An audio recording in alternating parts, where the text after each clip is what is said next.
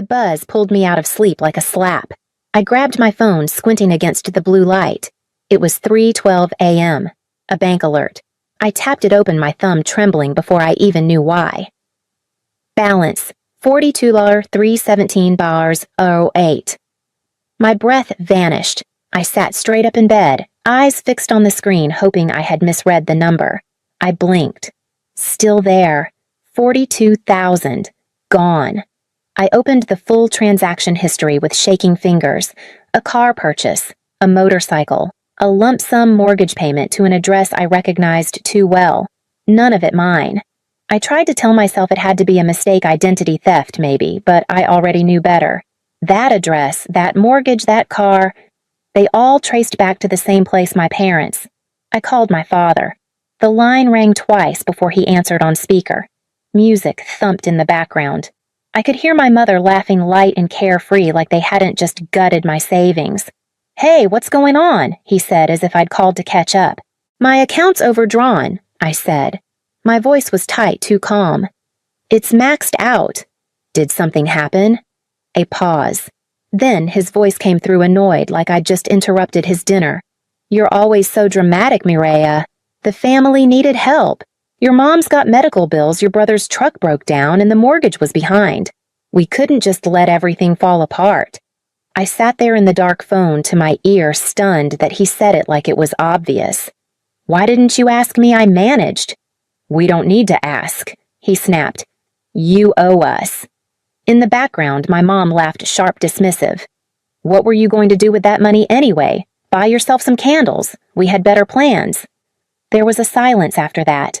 A thick, final kind of silence. I swallowed hard and said calmly, "Then don't ever call me again." I ended the call.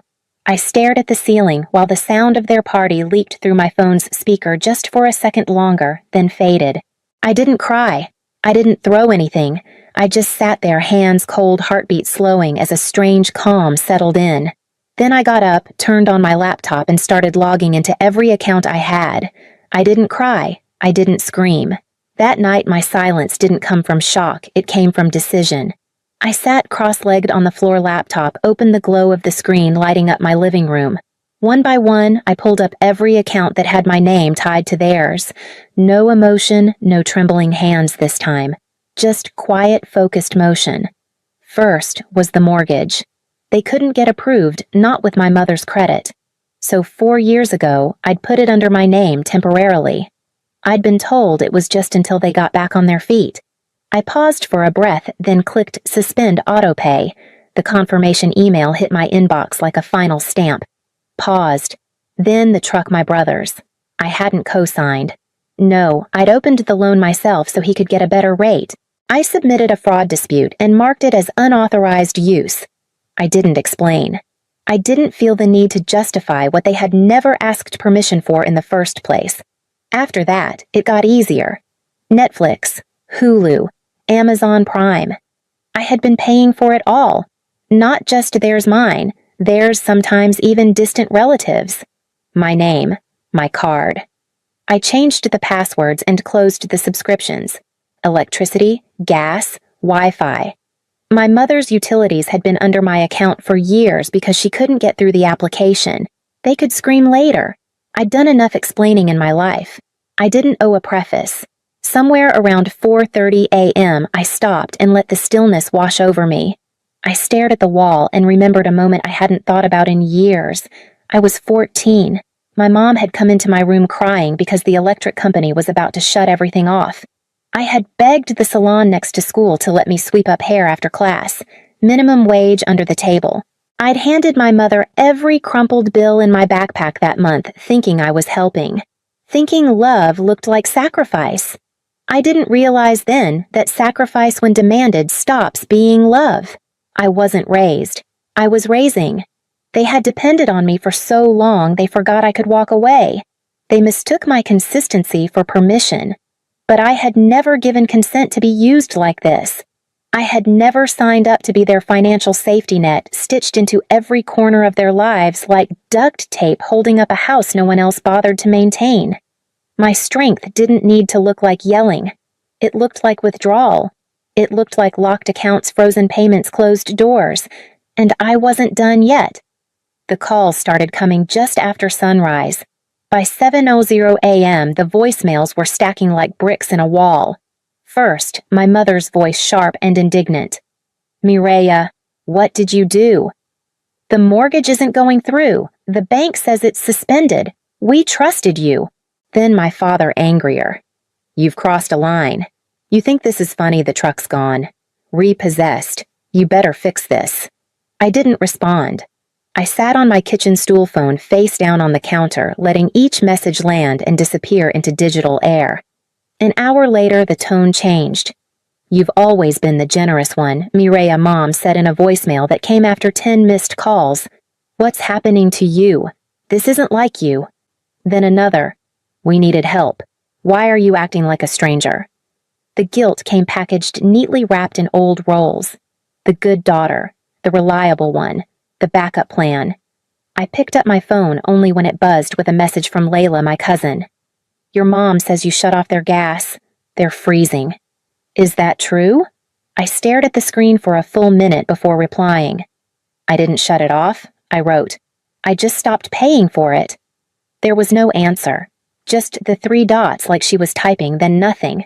By mid-afternoon, screenshots from the family group chat started trickling in, Layla again, quietly forwarding without commentary. The name of the thread had been changed to "Without Mireya." One aunt. "She thinks she's too good for us now." My mother. "We did everything for her." An uncle I hadn't heard from in 2 years. Ungrateful kids are the worst kind. The story they told themselves was clean and easy. I had turned on them. Forgotten my roots. Got a little money and thought I was better. No one asked how many birthdays they skipped. No one asked whose card paid for every holiday dinner, who fixed broken cars, bought last-minute flights, covered co-pays, or picked up the phone in the middle of the night to transfer rent money. That part never made it into the group chat. The silence from Layla was louder than I expected. No defense, no reply, just screenshots and distance.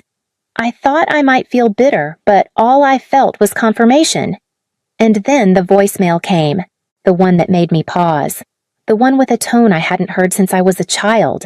The voicemail played twice before I could make myself listen. I sat on the edge of my bed, staring at the phone like it might burn through the comforter. Finally, I pressed play. "Mireya, it's your mom." Her voice was brittle, like it might break under the weight of what she had to say. "Your dad fell, broke his leg. We're at county. No insurance, and they won't schedule the surgery without some kind of payment. They're saying we have to put something down today. We know you're upset, but this is serious. Please, just call us back." She hung up without saying, "I love you." That wasn't surprising. That word in our family was never spoken when it mattered, only when things were going well or when they wanted something. I held the phone in my lap and stared out the window for a long time. The morning was gray, overcast, like the world had taken a deep breath but hadn't decided how to exhale yet. I thought about calling. I even picked up the phone, hovered my finger over her number. The guilt rose quickly, familiar, practiced, automatic. That voice in my head, sharpened by years of expectation. "Be the bigger person. You're the strong one. You're the only one who can fix this." But something held me back. Not anger. Not pride.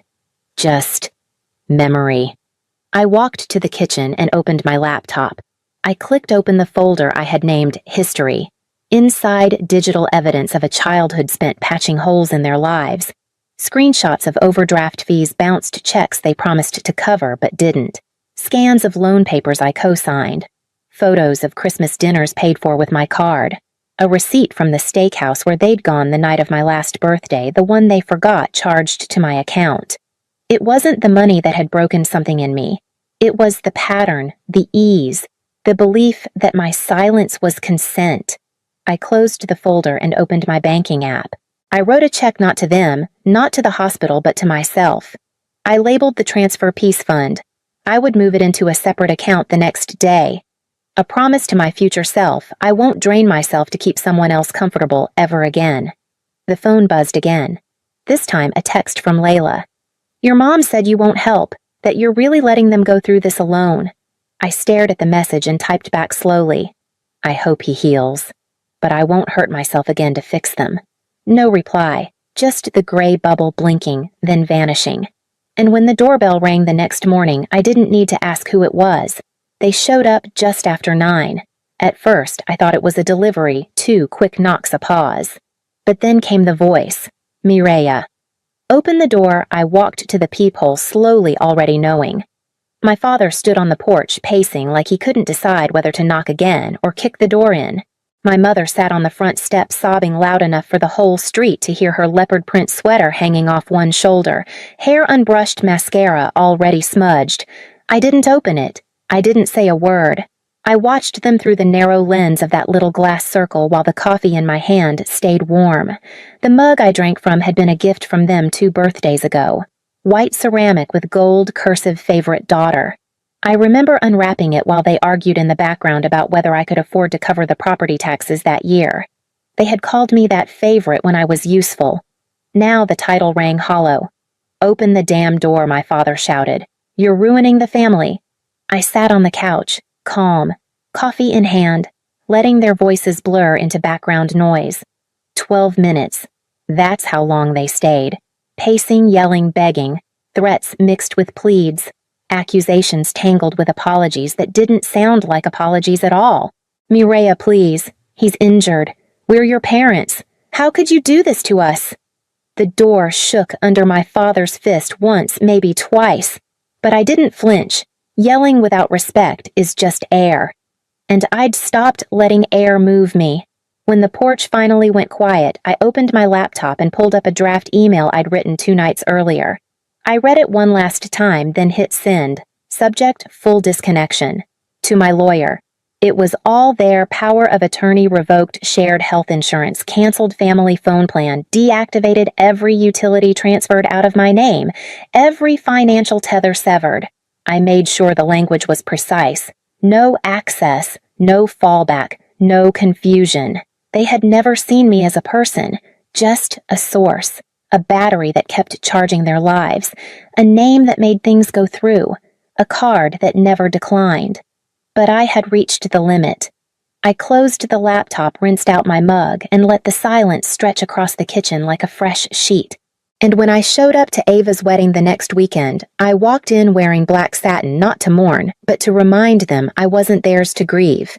I arrived just as the music changed and the doors to the reception hall opened.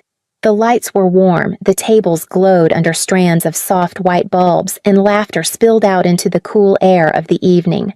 I walked in alone, dressed in black silk that hugged me without asking for permission. I wasn't hiding. I wasn't blending in. I had chosen black because I wanted them to see me, but not as they remembered. Their eyes found me within seconds. My mother's jaw tensed before she forced a smile. My father stiffened beside her, adjusting the sleeve of his rented tux like he needed something to do with his hands. I didn't stop walking. I moved through the room with calm steps, nodding politely to distant cousins and old neighbors, none of whom knew the story behind the silence. I sat at a table near the back with Ava's friends, the ones who had only heard of me in passing, the career cousin, the one who sent generous gifts and rarely came home. Ava had insisted I be there. She called me 3 times to make sure. You've always shown up for everyone else, she said. I just want to be the one who makes space for you. My mother passed my table just before the salad course. She slowed down, touched the back of my chair lightly. Her hand shook. You look different, she said, voice low. I turned to meet her eyes. I am. She opened her mouth like she might say more, but I raised my hand, gently stopping her without touching her. I'm here for Ava, not for you. She nodded once. Whether it was understanding or disappointment, I didn't care. I watched her walk away, back toward the part of the room where I no longer belonged.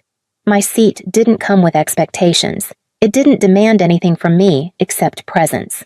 Later, during the toasts, my father raised his glass. He looked directly at me like he was waiting for some cue. A smile, a nod, a silent truce. I didn't give him one. I lifted my water glass with the others, but kept my eyes on the bride. Peace doesn't come from pretending nothing happened. It comes from accepting everything that did and not letting it define the person you choose to become. When the dance floor opened, I kicked off my shoes and let myself be pulled into the music. Ava grabbed my hand and spun me in a half-turn, laughing like we were kids again before everything got complicated. And when the night ended, I left without saying goodbye. It's been a year. A full year since they drained my account and called it family. Since I closed the accounts, cut the cords, and stopped answering their emergencies. Since I started choosing quiet over obligation. My new apartment is smaller, cleaner. No echoes of footsteps I never invited. I run my own firm now, just me, a few contractors and clients who respect boundaries. I log off when I say I will. I sleep without flinching at late-night vibrations on my phone. I started therapy 2 months after the fallout. I haven't stopped going. This year, on my birthday, my phone stayed silent. No calls from them. No fake apologies. No passive-aggressive texts disguised as concern. For the first time, I didn't brace myself for disappointment. I didn't expect anything. I was folding laundry in the late afternoon when the knock came. It wasn't loud, just 3 soft taps. I opened the door to find Ava standing there with a cake and a half smile. "I know you don't do big things anymore," she said, "but I thought maybe we could just sit." The cake had no writing on it, just candles. She pulled 2 out of her coat pocket and stuck them in, lighting them with a shaky flame. We didn't sing. We didn't make wishes. We just sat across from each other at my little table, watching the candles flicker like proof that the world was still turning. She looked at me and whispered, "You were never the problem, Mireya. You were just the first to escape." I didn't know how to answer, so I didn't. We just breathed, no expectations, no performance. And that silence, the one I used to fill with giving and explaining and fixing, felt for the first time like something whole. The next day, I got a text from an unknown number. They say family doesn't keep score, but they did. Every ride I gave, every bill I paid, every late-night phone call answered, logged in their memory as proof that I owed them more. I wasn't their daughter. I was a balance sheet, a backup plan. I used to tally it too, but only in my heart. Quiet math in the background of every gathering, every holiday, every time they asked for one more thing. I didn't stop giving because I ran out. I stopped because they never noticed the cost. So I closed the account. Now the guilt still comes sometimes. It knocks gently, pretending to be something else: duty, kindness, forgiveness. But I don't open the door. I let it pass by like weather. I've learned that healing isn't always loud. Sometimes it's just the steady hum of a quiet apartment. The sound of your own breath without pressure pressing down on it. Sometimes it's lighting a candle with someone who sees you, not what they can get from you. I stopped chasing blood ties. I started choosing soul ties. The ones who call to check in, not to cash in. The ones who don't measure my love by how much I'm willing to lose for them. They still talk. My mother still posts her vague updates. My father still plays the victim in stories where I'm the villain. But I don't answer to their version of me anymore. I belong to me now, fully, finally, freely.